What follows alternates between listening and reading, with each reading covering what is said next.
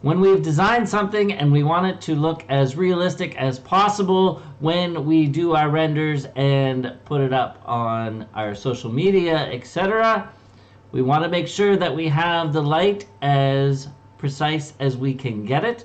There is a lot of mystery surrounding how Studio handles light in the render engine, so this video hopefully will dispel some of that mystery.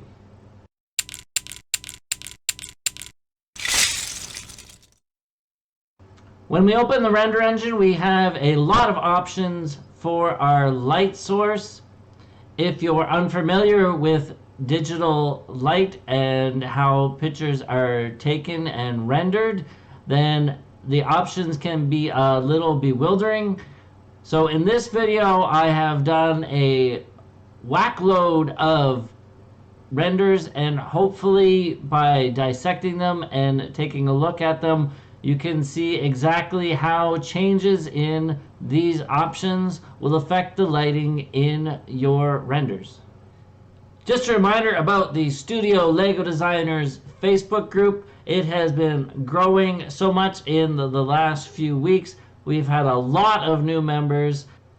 There are people uploading files all the time and contributing to the Studio Lego Designers community, so it is a fantastic community to join, to ask questions, show off your works, and engage in conversation with other digital designers. As well, for those that don't know, I am a freelance Lego designer, so if you have a design you want to put into brick form, you can get in touch with me.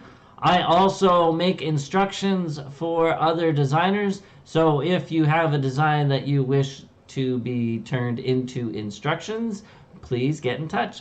Thank you very much. As a reference model, I'm going to use a design that I collaborated on with Stefano Garzia. Hopefully I said his name right.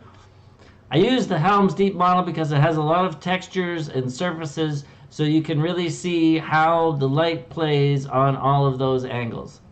If you wish to find instructions for this Helms Deep model, you can find it on Rebrickable. I'll put the link in the description below.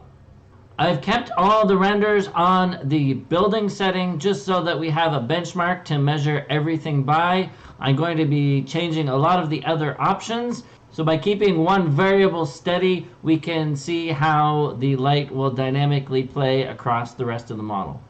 The very first option we have is the direction of where our light is coming from. Left front, left rear, and right rear. I have done a render of each of those, and I've put a little light on each render so that you can see what direction the light is coming from.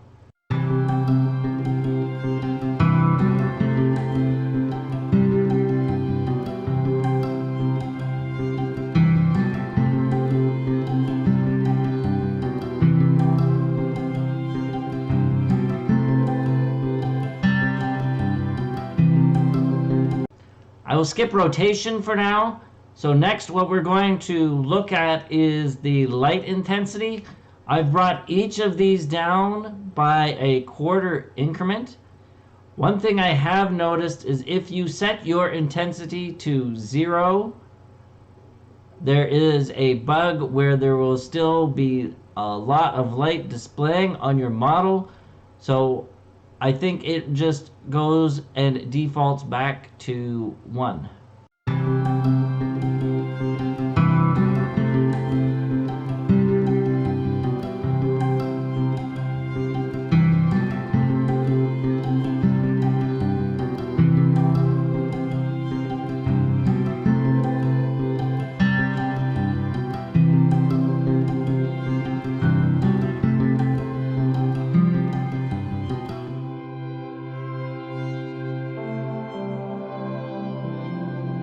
The rotation of X and Y seems to be where most of the confusion is lying in our light sources for our render engine.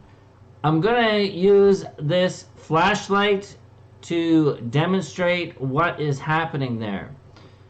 So with our X and Y at 0, basically we have our X direction in this way. If you're facing your screen, it's just lying flat.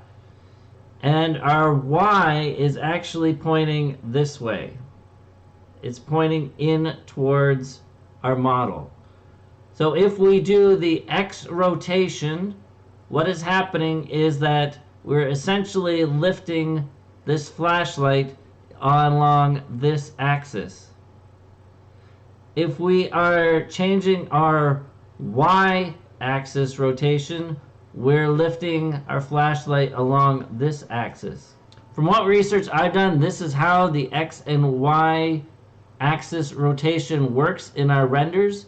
If you have a better understanding of digital light and I'm explaining this incorrectly, please let me know in the comments so I can pass that along. So in the X rotation renders, what I've done is held the Y constant at 0 and simply brought the X rotation up and around and then back down again. So what you'll see as you're going through it is that the light will shine more directly at 45 degrees, and then at 90 degrees it's less, and then we'll get just rebounding light when we enter in greater than 90 degrees.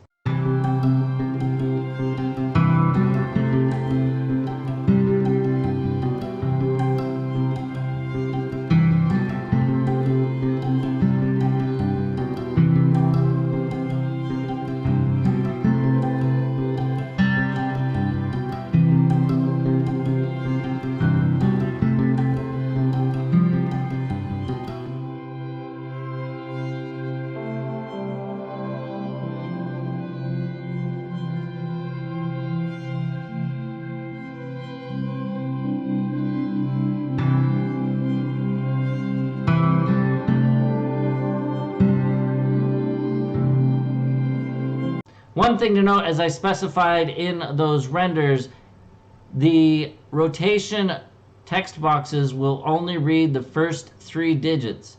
So I put in a couple of big numbers just to show you what will happen when you enter in like 1200 or 2400 or a number like that. It will simply only read the first 3 digits. So 1200 will read as 120, 2400 will read as 240, because obviously we're only dealing with a circle from 0 to 360 degrees or 359 degrees. Again, with the Y rotation, we go 45 degrees, we'll get a little bit more light.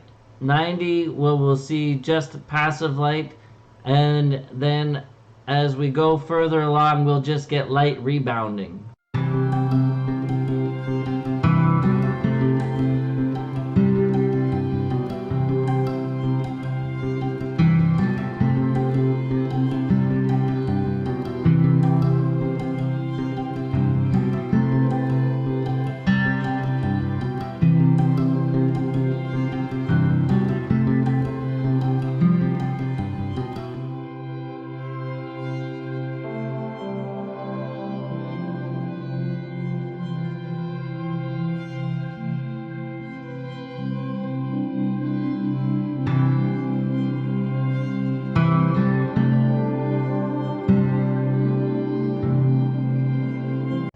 And the last thing I wanted to look at is how to get more light into an enclosed building. This is an issue because we can't pan the light source like we do the camera. So a lot of that will have to do with where you angle your camera angle to get the most light into it. But we can play a little bit with the rotation of the light, and I found at about 45 degrees X and Y you can get a little more light into your enclosed area. You can probably play around with that and try around 15 degrees, and that might get a little more light being able to enter into that enclosed area.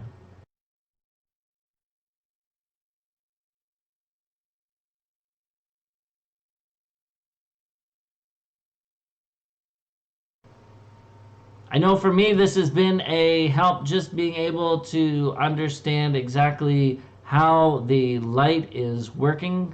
So I hope it has been the same for you. The next video I'm going to do, I've been asked many times by people, is how does Bricklink and Studio work and Rebrickable. I'm going to do a walkthrough on how to take your design from Studio and put it on Rebrickable, put it on Bricklink, how to do an order on Bricklink so that you can get the parts in that you need for your designs. So stay tuned for that one. If this video has helped you out, please take the time to like and subscribe and share it around to others who will benefit from it. Thanks so much for watching. Have a fantastic day. Keep dreaming of bricks. Bye-bye.